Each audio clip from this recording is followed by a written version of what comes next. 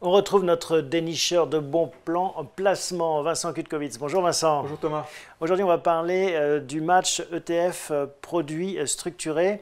Les ETF, bon, ce sont des trackers, on a déjà parlé. Est-ce qu'on peut rappeler un peu la définition? La définition des trackers, des ETF, c'est en fait des produits financiers qui reproduisent généralement le comportement d'un indice financier. C'est ce qu'on appelle la gestion passive, c'est-à-dire qu'il n'y a pas un gérant qui sélectionne, on prend le CAC 40 et puis on peut suivre la performance du CAC. C'est un produit dans lequel il n'y a pas beaucoup de valeur ajoutée, qui est un produit low cost d'une certaine manière, mais c'est parfait pour les gens qui considèrent avoir une certaine expertise dans les marchés financiers, qui peuvent assumer seuls la gestion. Ou qui ne veulent pas trop s'en mêler et puis qui se disent de toute façon, en général, on va faire comme le marché, ça me va bien. Et c'est vrai que c'est pas mal à la mode depuis quelques années maintenant. Depuis quelques années, on le voit beaucoup. On le voit apparaître aussi sur toutes les plateformes de robo-advisors qui en fait construisent leur offre sur le comportement des ETF.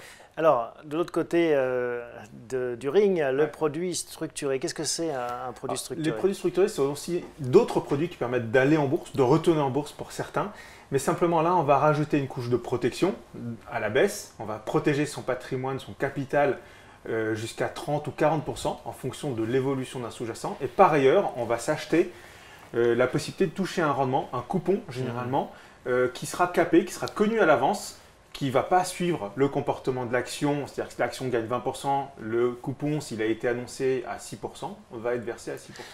Oui, donc ce sont des produits où il y a des scénarios Voilà. et en fait, en dessous d'un certain seuil, c'est-à-dire que si le produit est négatif mais ne touche pas ce seuil, par exemple de moins 40%, que se passe-t-il? Si le produit, par exemple, le sous-jacent connaît une baisse de 20%, vous restez dans votre zone de protection et vous continuez à percevoir les coupons. Donc là, ça c'est vraiment le bénéfice de ce genre de produit. Si tant est même que le produit baisse en dessous des 40% qui est la protection qui est offerte avec ce produit, étant donné que ce sont généralement des produits sur lesquels c'est des produits de long terme, vous avez du temps devant vous. Imaginons que le produit ait été émis il y a un an. Généralement, ce sont des produits qui proposent une sortie à 6 ou 8 ans. Donc si vous avez encore 5 ans devant vous, il y a de fortes chances pour que le sous-jacent remonte. Dans ce cas-là, vous allez revenir dans votre zone de protection et le produit pourra déboucler positivement. Voilà, donc c'est ça l'idée en fait, c'est vraiment de s'acheter une protection d'un côté et d'avoir de l'autre côté un rendement connu à l'avance. Et donc j'échange cette protection contre un rendement qui n'est pas forcément non plus, qui est limité, qui est avec un plafond. Exact. On prend le cas par exemple d'un sous-jacent, d'une action qui dégage régulièrement des dividendes de façon importante. Là, vous n'allez pas percevoir la totalité des dividendes. En fait, vous n'allez pas percevoir du tout les dividendes. Les dividendes permettent de faire fonctionner le produit. Si vous achetez l'action en direct, vous auriez les hausses et les baisses de l'action en totalité et vous auriez par contre le versement des dividendes en entier. Là, ce n'est pas le cas. Vous achetez d'un côté une protection. On peut comprendre qu'il n'y a pas l'ensemble des dividendes ou du montant de dividendes qui soit versé. Vous achetez la possibilité d'avoir un coupon qui sera versé et qui est moindre que le dividende généralement. Et à l'issue de la période d'investissement programmée, que se passe-t-il? Alors, en général, les produits s'arrêtent avant. Les scénarios qu'on propose permettent généralement des sorties à 2, 3, 4 ans.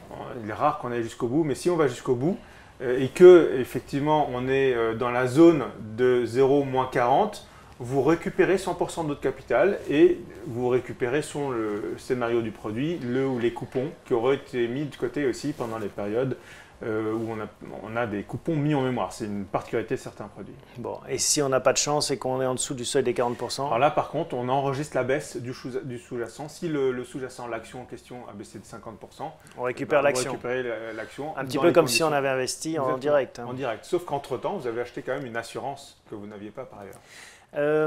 Est-ce que c'est la bonne période pour revenir sur les marchés boursiers? On l'a vu avec Jonathan, c'est pas mal chahuté.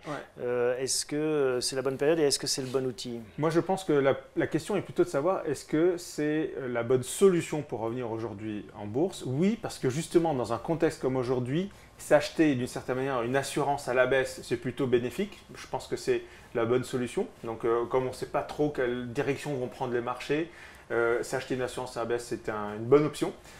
Par ailleurs, dans les moments où les marchés se comportent comme aujourd'hui, de façon erratique, généralement avec ce genre de produit, on a la capacité à aller chercher quand même du rendement, des coupons. Donc ça aussi, c'est la particularité de ce genre de produit. qui, dans les moments où les marchés sont en taux ondulé, on arrive quand même à générer du rendement. Et par rapport à une obligation qui finalement ressemble un peu à ce genre de produits, si on les porte jusqu'à terme? Oui, bah, les obligations, un peu comme sur les produits de ce type-là, vous avez en plus un risque de défaut de paiement. Donc aujourd'hui, par exemple, si on parle des obligations, chez bienprévoir.fr, nous ne proposons pas de nouveaux produits structurés assis sur des obligations, parce qu'on considère qu'aujourd'hui, le risque à prendre pour obtenir un rendement qui peut être déceptif pour nos épargnants et pour nous-mêmes n'est pas une opportunité à saisir. Donc sur la partie obligation aujourd'hui, la fenêtre pourra se rouvrir peut-être dans quelques mois. Il faudra qu'on en reparle peut-être dans les années qui viennent. Mais aujourd'hui, en tout cas, il n'y a pas d'opportunité particulière à saisir sur les obligations en produits structurés. On est plutôt favorable à aller sur les produits structurés de type action. Et on parle de quel type de rendement alors sur ces produits? Donc en fait, tous les rendements sont disponibles d'une certaine manière. Tout dépend du niveau de sécurité que vous achetez, de la volatilité des titres sur lesquels vous allez. Aujourd'hui, on a des produits qui, dans l'ensemble, proposent des barrières à moins 30, moins 40%, parfois plus, et qui proposent donc des rendements de l'ordre compris entre 5% jusqu'à 8%. Parfois, on peut même dépasser les 10%, mais là, vous achetez des protections moins fortes. Et là, c'est des produits un peu plus agressifs. Mais tout est faisable d'une certaine manière avec un produit structuré. Vous pouvez à peu près tout construire. Bon, bah voilà, si ceux qui ont envie de remettre un pied sur les marchés financiers, y compris par les temps qui courent, ça peut être une idée. On rappelle que de toute façon, la règle, c'est de diversifier, pas mettre tous ses œufs dans le même panier. Ouais. Ça peut être une classe d'actifs à côté d'autres.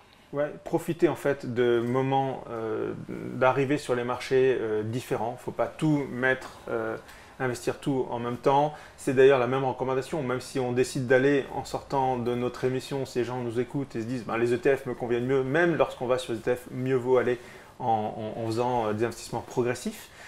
C'est toujours la même règle et je dirais que la solution des produits structurés face aux ETF est quand même plus attractive grâce à cette protection en capital qui, même s'il faut suivre notre recommandation de diversifier, d'investir à différents moments, sur différents sous-jacents, différents secteurs, la protection en capital est vraiment, je pense, aujourd'hui une solution qui permet de convaincre les gens de revenir en bourse dans de bonnes conditions.